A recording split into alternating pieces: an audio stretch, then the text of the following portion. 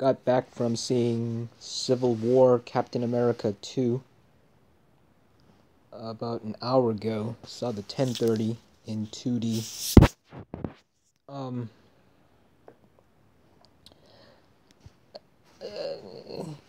I think the one thing that uh I think that was bothered me was the Spider-Man thing, because it seemed like Stark could easily get somebody else.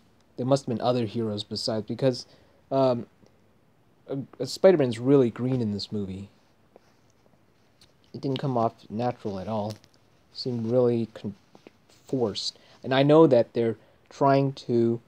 They look at what they have in the comics and they try to bring it into the movies, and there's nothing wrong with that. But if it's not, if it doesn't fit with what is in the movie universe, then if it doesn't gel well with it, it's not, and if you don't pull it off in a way that's believable, it's not going to work.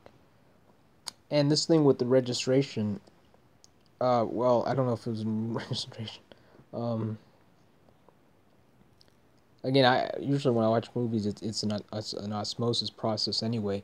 But I know that usually, if not all the time now, that I'm pretty right with my reviews, even with an osmosis process, because I've been doing a couple of them now for a couple of years, and analyzing it, and yeah. So um, I think that the battle scenes are different from what you see in the cartoons. They have to, I can understand having it different. There's nothing wrong with that. But my whole problem with the whole movie was the believability of it, because we in real life there are real life superheroes, and there are no real super villains. No, let me say that again. Let me rephrase. Let me rephrase that, or reword that. There's no comic book super villains. No real ones. So I the whole movie I was kind of like, I didn't really believe what I was watching, and it doesn't seem, yeah. So, but what I appreciate is what happens at the end. Okay, and there are spoilers. Oh, I should have. Well, I'll put it on the title, spoilers. Okay, I appreciate what happens at the end with Tony Stark's. Oh, and yeah, if you love superheroes, you really have no choice but to watch this movie. Okay, here we go. I appreciate what they did with Tony Stark's parents being killed by what's his name, and then having them. Then there was real. Um there was some good drama there, to establish. Well, there was just how passionate the the throwdown was at the end. I really like that. Um, Unlike Superman, and I'm spoiling Superman versus Batman, and yes, I know it. Okay, I'm not even. Um, where the title is. Let me speak about titles and words here. There are like about two swear words in this movie, and I'm not for war. I'm not for the government, so I'm not for. I'm not. I don't think I'm for a captain. So actually, I already know there's a lot of problem with these movies. As you grow older, well, I realize it since I'm autistic, and we see these things, and there's only 1% of us. So we were basically tricked as kids. My screenwriting teacher, even college is a scam, but what he said was, never forget propaganda. All this propaganda. And the bad things, yeah, they are propaganda. We were tricked. Knight Rider. Spoiled Knight Rider now. The British. As I always pondered why Devon was so British-like. Why he was like that. There's something that bothered me. The British art. There's a royal family and all this. The Fed is good movement, but Federal Reserve is evil. It's private, federal, hybrid combination. you know, um, Star Wars, war, the racism in there. There is subtle racism, and war is wrong. Defense is not wrong. Vengeance is wrong. Avengers, vengeance. I call them defenders. Um, there's, what are the words? I'm gonna smack out these words. 5 minutes. Okay, like just, nothing's just. Make is force. No such thing as luck. Probability. Nope. They smacked it out because of the uncertainty principle was disproven. There's no sure or unsure. We live in a Newtonian as an apple deterministic universe. So and Disney is magic is evil. So and ponder, you should ponder, not wonder. Wonder is not focus. See, so when it comes to words, I can see it from what you're saying. Even the title, what you say, I can see. I can read your mind. So this is going to be like the last superhero movie I see in a long time in the theaters. I mean, I've been let down so much with Star Wars and with Batman, the Superman thing, and I wasn't surprised, but the letdown was, I already knew the flaws, but the letdown was so catastrophic. And I went into this movie not really expecting much, but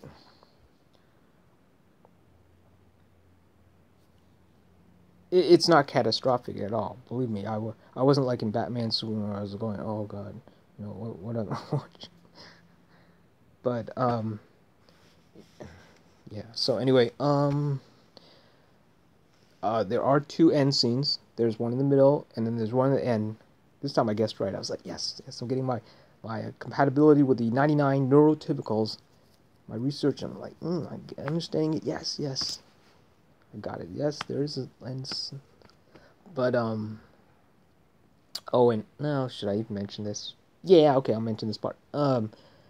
Those theaters where you go to choose the seats, I think that they're like selling, like it's like when they sell used cars, something where they have to like get the inventory out. So they will the brown colored ones where they automatically choose, they suggest this seat for you. I think those are like they sell like those seats that are like not like the not as good ones, but like the secondary. In other words, there's like one seat where there's near the middle more, but he was choosing one on the very top, and it wasn't like the ones on the very back row, which I'm not for, but I chose the right one. I said, I'm not gonna go. I'm gonna go with this one, but yeah, I'm gonna research more about that. But it's like, again, I can sense things. We can sense when people are trying to lie to us, when they're trying, So I was like, there's something about this seat that he's choosing something. I think he was basically, I could tell he was being forced to sell us these seats first, like sell out that inventory. Anyway, so yeah, this another spoiler. I already said Spider. I knew from reading the on YouTube or in Google News or suggested for you something, and then you see Spider-Man. Oh, that's spoiled. Then I saw Ant-Man, and that was spoiled. Although I forgot about Ant-Man until he shows up in the middle, so that thankfully okay. But the audience was surprised about Spider-Man, and I'm guessing the people who actually go to theaters now, they're kind of, they're the people who don't have. I've caught up with all the popular media, so I'm guessing some of the people, they have their cell phones and stuff, but they're not like, I have a film degree, I'm into the sci-fi thing, so, and I'm autistic, so uh, they won't be as in the know as us, who are really into it. So maybe people are getting better at not being spoiled. I mean, I saw the Star Wars trailer in there, new one.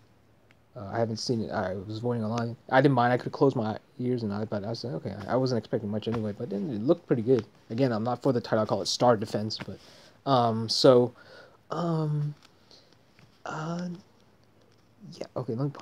The audience participation this time was, there was some laughter, sporadic laughter. There was clapping at the end, so, you know, I didn't clap. I mean, I was, I said why.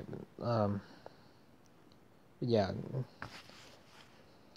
But anyway, this movie is basically, I see where they're going with this Marvel thing. It was very. If you haven't seen superheroes gathered together around, this will be kind of new to you. If you've seen the comics and the animations and all this and stuff. There is some. There are a little bit of some surprises, but for me, it was kind of. I don't know how to say it. I don't know. I guess I gotta say it. I don't want to say underwhelmed. But usually when I have this feeling, go with your instinct, I'm usually right because everyone else will say it. And again, I do these not. Oh, I haven't said it to you, but for my autism, what I see, it's a good thing to see how people perceive you from I'm seeing it from your perspective, and and how I sound, and also what's going through my mind. And if what's going through my mind matches with other people's reviews, neurotypicals, then my brain is becoming more compatible with you guys. And technically, autistics, we subconsciously we do have emotion. I mean subconscious. Well, yeah, we have emotion. It's only that we suppress it, or it's not as expressive as neurotypicals because we are so logical and intelligent that it doesn't get to the level where you emotional. We're the next. I believe we are the next evolution. So anyway, that's it for now, and yeah, all right, bye.